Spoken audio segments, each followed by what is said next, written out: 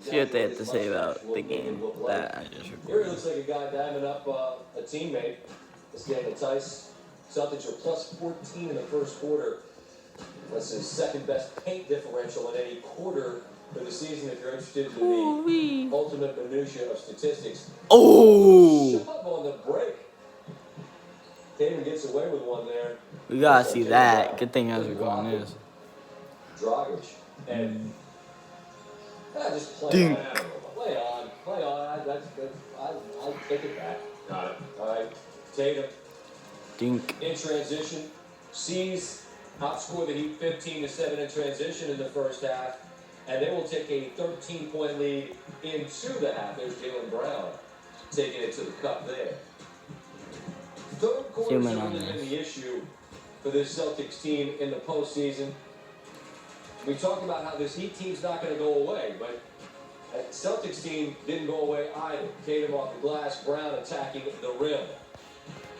The lead swells. Late third, Tyler Hero. Woo! Hayward to Tatum. Punches it down as the third quarter is winding down, and they take a perfect pass, by the way.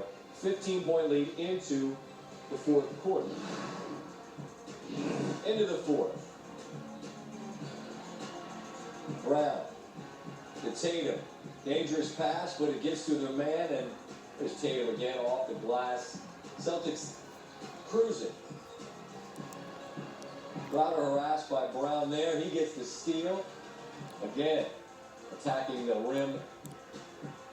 And the Celtics Wow. hoping to enjoy a comfortable cruise to the tape. There's no such thing against this Miami team. Shooter! Michael Robinson hits the three. 12-point game. Hanging around. That's 11. Shooter! Robinson again, 8-point game. But Jimmy Butler Realize that. just shoot the ball. He should have shot that one. Instead, it's Bam down the lane. It's a 5-point game. 5-point game. Big sequence here. Smart didn't need the shot, but he went hunting it. Got fouled. Goes to the free throw line. The stats. And Tyler Hero airballed that, and Jaylen Brown and the Celtics win. He talked to Rachel Nichols afterwards. I'm here with the Celtics, Jaylen Brown, leading scorer tonight for Boston. Jaylen, you were so aggressive right from the start of the game. What was it like for you with your mindset, just wanting to get out here and have the chance to get back into the series? Just trying to be aggressive. Down on 2 in the series we played, some games we thought we should have played better. We wanted to make the emphasis to come out night to play 48 minutes, and we did. Every team has emotional moments that they go through. The test of a team of how together they are or how they react to it. How did you guys put yourselves back together over these past couple days? It's a testament to our character. We got some strong-willed guys in our locker room that I believe in. Hell yeah, we do. So I'm proud of how we came back out tonight. Celtics. I like the Suns, but I love the Celtics here. Came out with him. I don't know about the mustache, but it's glad to have him back out here. He was a big help for us. Just having an extra body, somebody that can make plays, I think it's going to be good for us going down the line. All right, well, we'll see over the next few days. You guys don't play again until Wednesday. Maybe you guys can convince him to shave it. We'll find out. Bye. Jaylen Brown continued to be crucial to the Celtics' success this season. They're now 16-1 when he scores at least 25, which represents the second-best win percentage by any player in the league this season. We talked a lot about them in the third quarter. You can't see me, but boom. They're better in this one. And Tim Ledwood. Wait, I kind of want to see this. Well, we talked after game 2 about their undoing and what the Heat zone did to them. In what ways was Boston better offensively tonight, Tim? Yeah, some of the stuff you're just going to see in a box score and a highlight. Right? Their forwards were great tonight, right? Their defense was manic. You expect those kind of things. But I just saw some things offensively, which was just about making great decisions and attacking and being more aggressive and taking it to them. Because they've got advantages with size, length, and athletic ability on these wings, and they need to do this. I love this set. This is one of Brad Stevens' favorites, and I love it because where Jason Tatum catches the ball. You hit here at the elbow, empty out, Kemba. Dude, I don't follow right here. And the reason I like I just it so took much in is because when you Mastro. get this ball screen and you're Tatum, and the screen is set inside the 3-point line, you now I have no just choice. I You're just Jimmy says Butler. You've it got just to says go over that the that's the top, play, but and you're I going don't to use it. engage the I just second defender because of where it's the like screen a is set. bad, I If believe, you but I get the just appropriate didn't guy, no which pass. you do right here, you're going to engage a backline defender. So the scheme is great, execution is great. But here's the best part: Wanamaker catches this ball. That's a decent shot. Guys in the NBA take that shot all the time. This was Boston's mentality on this night.